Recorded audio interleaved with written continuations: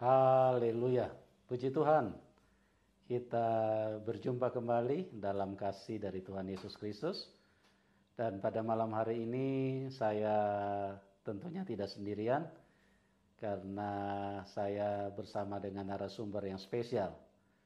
Dan memang kerinduan kami supaya terus bisa berbagi kepada teman-teman yang ada di dalam link ini, karena itu adalah tanggung jawab kami. Karena kami sudah menerima kasih Tuhan, sudah merasakan kasih Tuhan, mengalami jamahan Tuhan, mengalami mujizat Tuhan, maka sudah sepatutnya kami bisa menceritakan kepada banyak orang, supaya bagi Anda yang sudah percaya Tuhan Yesus, semakin dikuatkan, semakin bersuka cita, semakin menyala-nyala di dalam roh. Karena ada begitu banyak orang yang dijamah Tuhan dan mengalami hal yang sama. Dan bagi yang belum kenal Tuhan, ya dengan adanya tayangan ini, kami berdoa bisa menjadi bermanfaat bagi teman-teman, karena kiranya bisa mencerahkan, bisa menerangi, dan juga bisa menyadarkan bagi kita yang belum kenal siapa Tuhan Yesus. Ya, karena banyak orang yang tidak percaya bahwa Tuhan Yesus itu Tuhan. Mereka berkata, oh dia hanya nabi, dia hanya manusia. Tidak teman-teman, dia bukan hanya nabi, dia bukan hanya manusia. Ya, dia adalah Tuhan yang menciptakan manusia. Seluruh manusia di muka bumi ini adalah ciptaan Tuhan Yesus.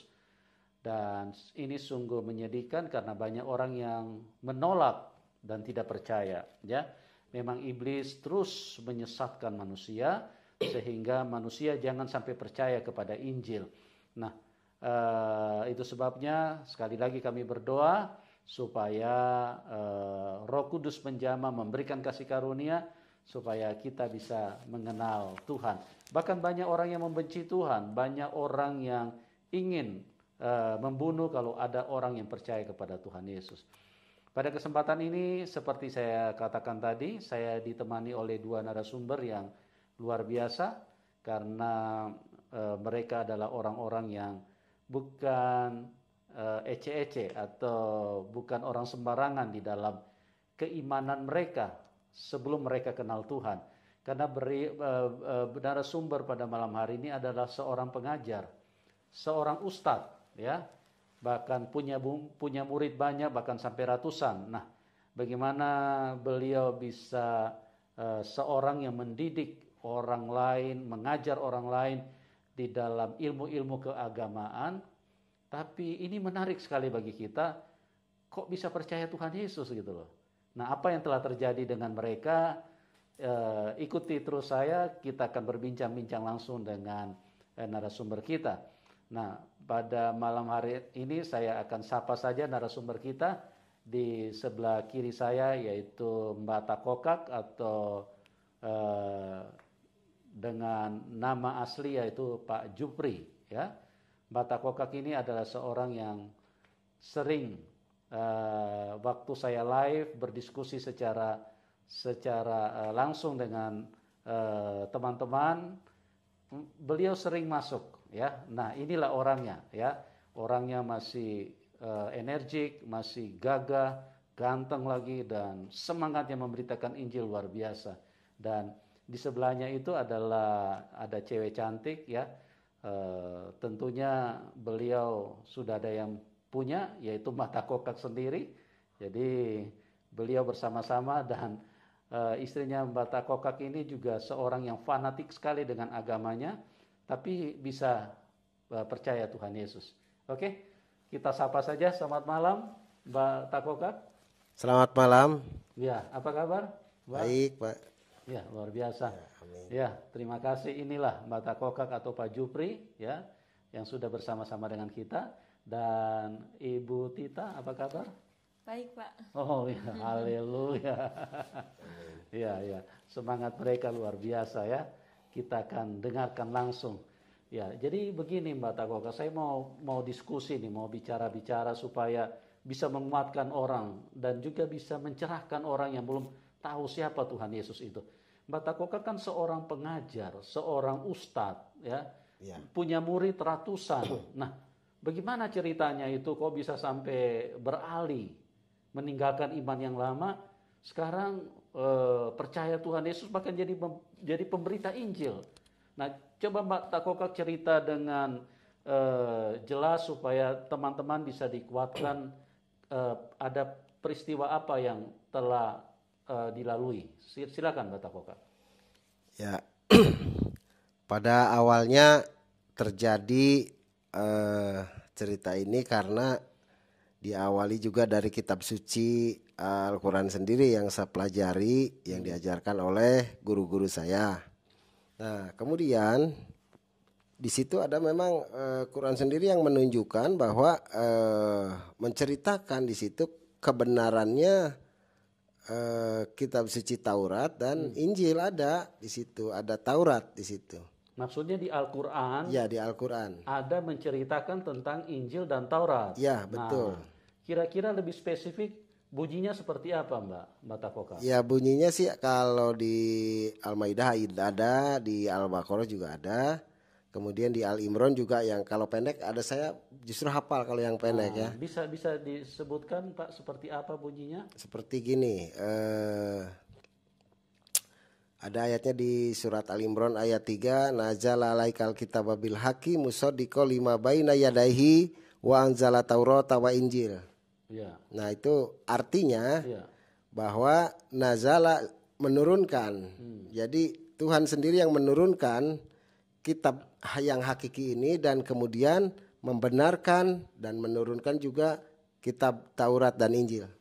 Ya. Itulah.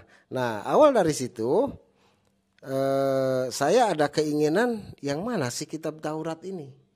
Nah, kemudian saya bertanya kepada guru-guru saya, kemudian jawabannya tidak sesuai gitu. Jadi tidak sesuai apa yang terkakan oleh yang dinyatakan di Al-Quran, kebenaran kitab Injil itu, kebenaran Taurat itu.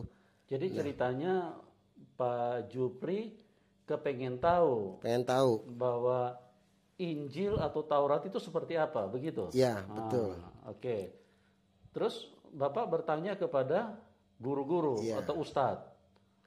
Nah, bagaimana ceritanya? Nah, itu semua rata-rata memberitakan bahwa Taurat dan Injil itu sudah diangkat katanya, yang aslinya. Sudah diangkat. Sudah diangkat. Nah, yang sekarang ada itu sudah terkontaminasi tangan manusia katanya. Mereka mempergunakan juga Al-Baqarah 79. Padahal kalau dibaca sejarah juga bukan ke situ.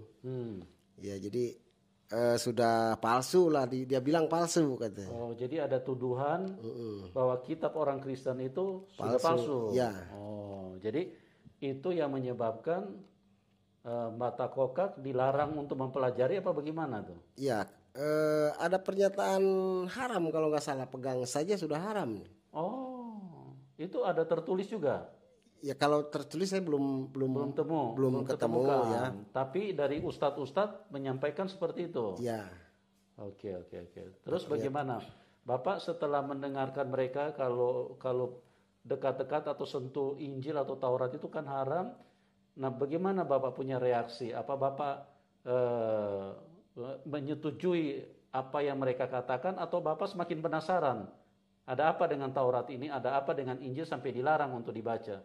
Bagaimana Bapak punya ini? Ya, kemudian saya berpikir berarti ada sesuatu, entah tanda kutip sesuatunya apa ini. Kok sampai dilarang keras gitu ya? Keras itu, sangat dilarang keras itu.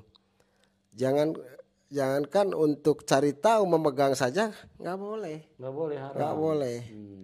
Jadi saya semakin penasaran dan hari semakin hari saya bergaul juga dengan orang-orang yang tidak seiman dan saya bertanya. Dengan orang Kristen maksudnya? Ya. Oke, terus? Bertanya. Yang bagaimana sih itu kitab Taurat dan Injil itu punyakah? Ada, nanti saya pinjamkan katanya. Oh, begitu. Saya pinjamkan. Nah, mulai dari situ loh saya pelajari. Oh, Bapak pelajari ya? Pelajari dari mulai kitab Perjanjian Baru dulu awalnya. Dari mulai Markus, Matius, Lukas, Yohanes, kemudian ke Perjanjian Lama. Bapak tidak takut dengan perkataan ustadz-ustadz itu nanti haram, tidak boleh nyentuh-nyentuh Injil atau Taurat. Bapak tidak takut dengan omongan mereka? Tidak Pak, karena kalau mungkin awal baca beberapa beberapa huruf saya baca menakutkan, mungkin saya takut. Ini tidak, ini mengabarkan yang baik, malah sejarah ini. Iya, iya, iya. Wah, ini kayaknya perlu saya teruskan, diteruskan terus. Oh gitu. Sampai saya mengetahui, oh terjadinya manusia ini begini. Kemudian dengan adanya manusia jatuh dalam dosa, dalam pohon pengetahuan, kemudian ada kurban yang harus diselesaikan. Ya. Kemudian terus saja begitu, kurban, domba, dan kemudian saya mengerti di situ. Iya. Dan saya tidak percaya lagi omongan itu, yang bahwa itu haram atau apa, nggak percaya lagi. Di sini ada keselamatan. Oh, nah itu kejadiannya tahun berapa, Pak? Bapak Itu mulai kejadiannya membaca Injil sama Taurat itu, kitab orang Kristen. itu 2014.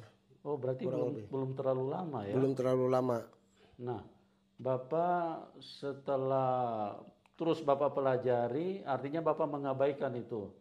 Ya, mengabaikan. Rekan-rekan ustadz yang mengatakan haram atau apa. Ya, kemudian saya sampaikan lagi kepada dia bahwa ini tuh begini bro, nih sebenarnya begini di dalam ini, kamu belum tahu aja. Wah nggak bisa itu. Wah, ini banyaklah pertentangan di situ. Sehingga saya bubarlah komunitas saya dengan komunitas mereka. Bubarlah, jadi tidak sepaham lah. Ya, ya, ya. Kemudian saya cari kebenaran, meneruskan kebenaran yang benar. Dan ternyata di sini juga ada ilmu untuk mengenal Tuhan juga. Dengan cara ini saya lebih cepat, lebih rileks, lebih percaya, lebih yakin, lebih ada yang bertanggung jawab, ada yang bertanggung jawab, ibaratnya meyakinkan saya untuk bisa diselamatkan dengan secara sempurna di sini. Nah, begitu aja Pak mungkin. Oke. Jadi Bapak dengan rasa keinginan tahu, keinginan tahu lebih dalam itu yang membuat Bapak sampai mengambil tindakan untuk mempelajari lebih jauh ya. Ya, betul. Itu. Nah, terus kemudian bagaimana Bapak sampai bisa menyimpulkan bahwa kitab ini benar? Karena dari awal ceritanya juga menyusun Pak, tidak berantakan. Ya, tidak seperti ya yang pernah saya lama perjalanan, tidak tersusun. Jadi harus kita berpikir lagi ini ke sini. Kalau ini tersusun.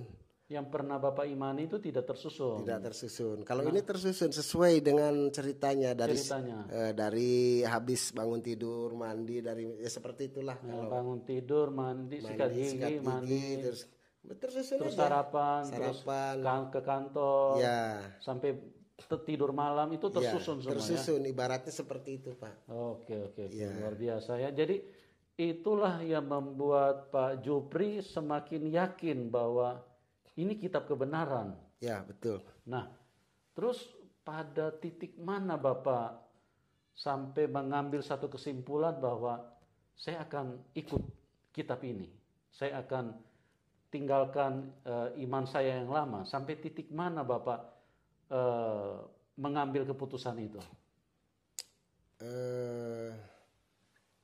Ada di kitab yang paling menyentuh saya, semua ayat-ayatnya ada yang di Yahya Pak, yang di Yohanes itu. Iya. Yang di Yohanes yang membuat saya merinding lah saya. Wah, ini benar ini.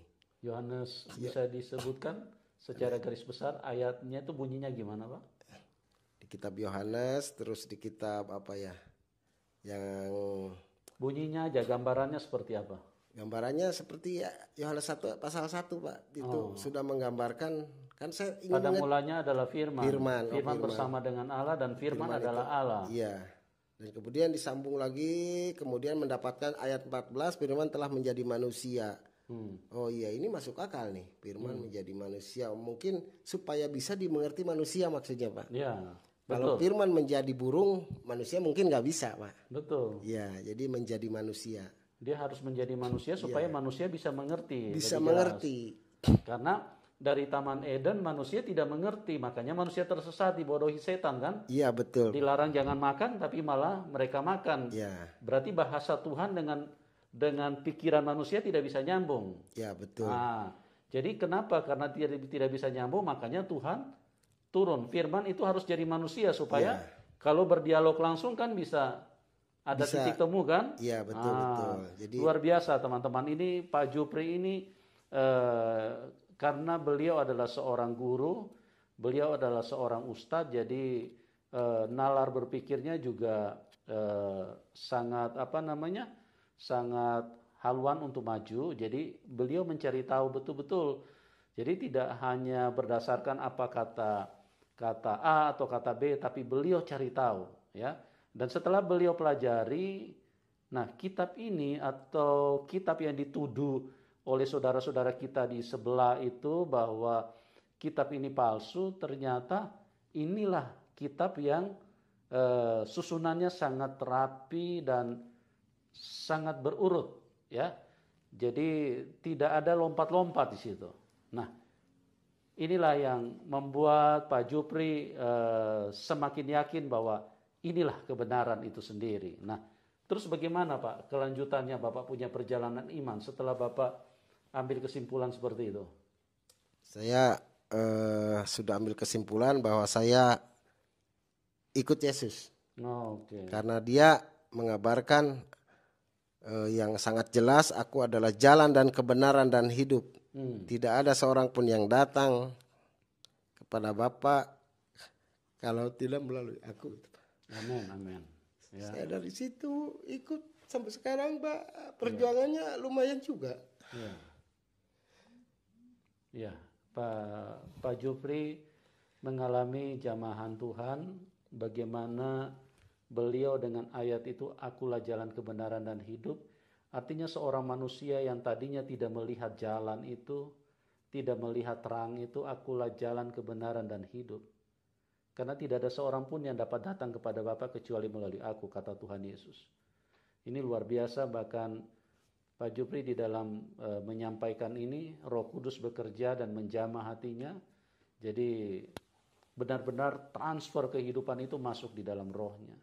Ya, dan kita ikuti terus perbincangan ini teman-teman, karena Pak Jupri tadi sudah katakan bahwa ikut Tuhan itu tidak mudah, ya, apalagi dengan tuduhan-tuduhan dari sebelah bahwa dikasih Indomie atau dikasih perempuan atau dikasih harta, itu nggak ada teman-teman.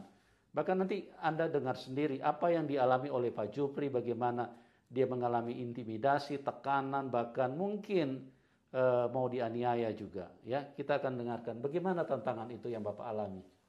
Ya, tantangan itu sampai saya sekiranya sudah saya bisa menghadapinya, saya hadapi aja dengan diskusi, dengan persuasif. Tapi sekiranya saya tidak bisa menghadapi karena ini mungkin SDM-nya kurang bagus untuk diajak koordinasi sehingga akan terjadi sesuatu, lebih baik saya mengalah aja dulu, meninggalkan aja dulu mereka.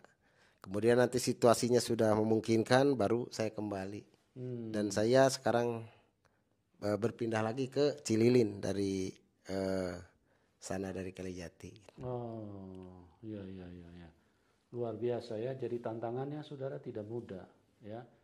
Ikut Tuhan Yesus itu, Tuhan Yesus sudah bilang, kalau kamu tidak mau pikul salib, kamu tidak layak jadi pengikutku. Dan Pak Jupri itu mengalami hal yang sama.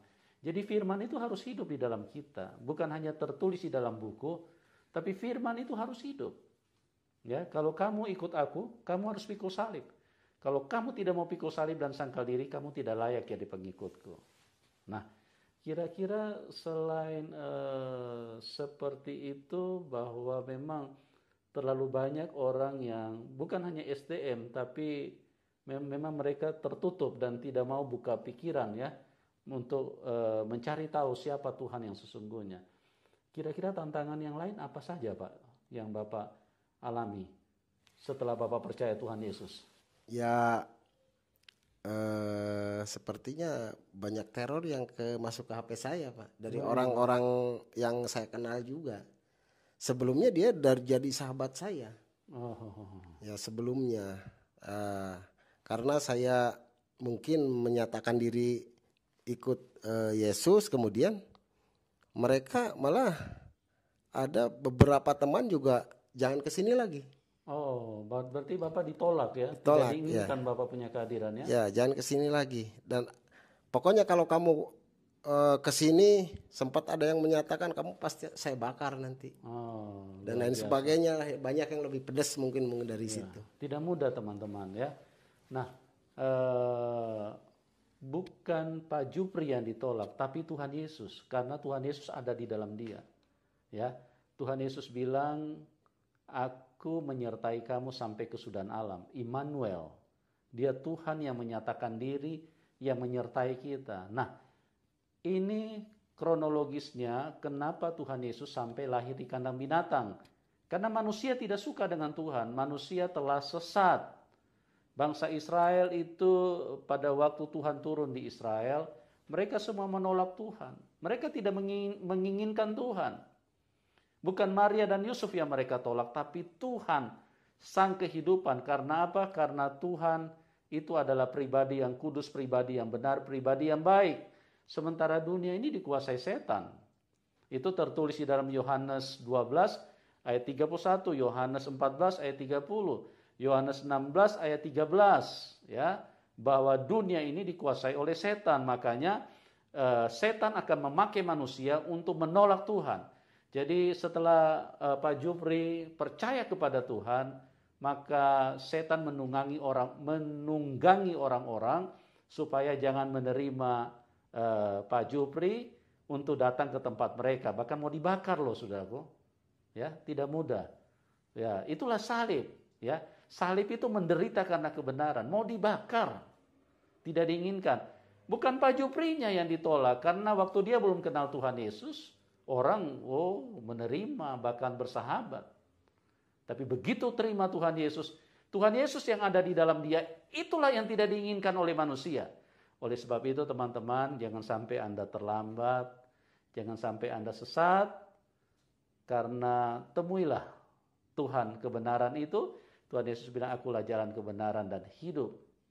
Tidak ada seorang pun yang dapat datang kepada Bapa kecuali melalui aku. Nah, satu pertanyaan dulu sebelum saya berpindah kepada Ibu Tita. Kira-kira setelah Bapak percaya Tuhan Yesus itu berarti tahun berapa Pak? Itu Bapak baru apa gimana nih? Ya, cari tahunya aja hampir setahun lebih. Hampir setahun lebih. Belajarnya ya, dan mampu saya menerima hati dan pikiran nyambung tuh kurang lebih setahunan lah. Setahunan ya, berarti 2021 ya atau 21 atau 20 ya? Bapak mulai yakin bahwa iya, memang awalnya saya ini yakin benar. Tapi masih kitab-kitab yang lain menyatakan ini juga benar. Jadi sekian lama saya terjadi pergumulan, tolak menolak ya. Tolak menolak. Di satu sisi hati sudah yakin, tapi ada pengetahuan doktrin yang membuat ini harus dipelajari lagi nih, jangan sampai tersesat. Nah itu barulah tahun 2021 kalau nggak salah itu. Baru ambil keputusan. Ya, saya mempelajari kan dari bukan hanya dari kitab saja Pak. Saya dari YouTube juga, dari ini juga. Dan kemudian ketemu channel Bapak dan saya ini kelihatannya ada Ustadz yang menarik ini, Ustadz KC ini. Yang KC. Muhammad KC, menarik ini. Dan, luar dan biasa. masuk akal bahasanya gitu. Ayat-ayatnya masuk akal dan berkenaan dengan yang saya tanyakan dalam pikiran. Ya, kalau MKC itu ya memang cuman menjawab saja apa yang dituduhkan oleh Abdul Somad bahwa di salib itu ada jin kafir. Nah itu sebuah perkataan yang sangat melukai ya orang-orang Kristen. Cuma orang-orang Kristen ini dari dulu diajarkan untuk mengampuni. Ya, sebetulnya Pak KC itu hanya menjawab bagaimana kejinya fitnah mereka, tuduhan-tuduhan mereka, ya. Nah, itulah jawaban-jawaban. Dan juga saya mau tambahkan sedikit, kenapa Pak KC itu kelihatannya seperti agak mungkin dianggap terlalu ekstrim atau mungkin berlebihan. Sebetulnya bukan berlebihan teman-teman, tapi karena Pak KC itu mengalami 6 kali sampai 7 kali pindah rumah, ya, karena dikejar-kejar mau dianiaya. Bagaimana seorang yang lahir dari bangsa ini, istilahnya sebagai warga negara yang punya hak yang sama, tapi tidak bisa hidup tenang karena dikejar-kejar mau dianiaya, karena dia percaya kepada Tuhan Yesus. Nah, itulah yang saya melihat dasar-dasarnya kenapa dia sampai berekspresi itu agak berlebihan, ya, karena dia ingin mendapatkan sebetulnya perhatian daripada pemerintah bahwa hidupnya tidak nyaman karena dia mau dianiaya terus. Nah, cuman malah berujung kepada dianggap sebagai penistaan agama. Ya, kita berdoa saja supaya hakim-hakim di negeri ini bertindak dengan benar, karena ingat, para hakim, kita punya hakim yang adil yaitu Tuhan. Jadi jangan bermain-main dengan hukum. Anda mau jalankan hukum silakan. Kami sebagai warga negara, sebagai orang yang diajarkan oleh Tuhan Yesus untuk taat kepada aturan, itu pasti akan kami terima. Tapi ingat, penghakiman itu, penghakiman yang adil akan berjumpa dengan kita semua, ya. Di dunia ini Anda bisa jadi hakim, tapi nanti akan ketemu dengan hakim di atas segala hakim. Itulah Tuhan Yesus. Oke, Pak Jupri, jadi Bapak pada waktu itu juga setelah melihat YouTube juga, Bapak mulai ini ya, semakin kuat ya, bahwa Tuhan Yesus adalah satu-satunya Tuhan. Ya, betul Pak. Ya, kemudian itu saya minta petunjuk waktu itu di YouTube, udah dibaptis belum? Nah, saya pelajari juga tentang baptis. Kemudian sehari dari situ, karena ini bentuk ketaatan saya, mengikuti baptis. Ya di sana. Haleluya. Ya, luar biasa teman-teman. Yang luar biasanya Bapak Jupri ini, dia mau belajar, dia mau selidiki, sekalipun cukup panjang loh penyelidikan, mempelajari tentang Injil itu butuh waktu tahunan. Tapi itu yang bagus, artinya dia mempercayai Injil itu tidak asal-asalan. Jadi lewat penelitian yang panjang sehingga waktu dia percaya kepada Injil ada satu kekuatan yang luar biasa. Itulah teman-teman, ya. Saya berdoa juga buat Anda semua supaya Anda mengalami kasih karunia Tuhan, diberkati. Dan sekali lagi jangan lupa dukung narasumber. Nomor rekeningnya kami taruh di layar deskripsi. Oke? Kita akan berjumpa di program selanjutnya, dan Tuhan Yesus memberkati kita semua, dan salam kemenangan.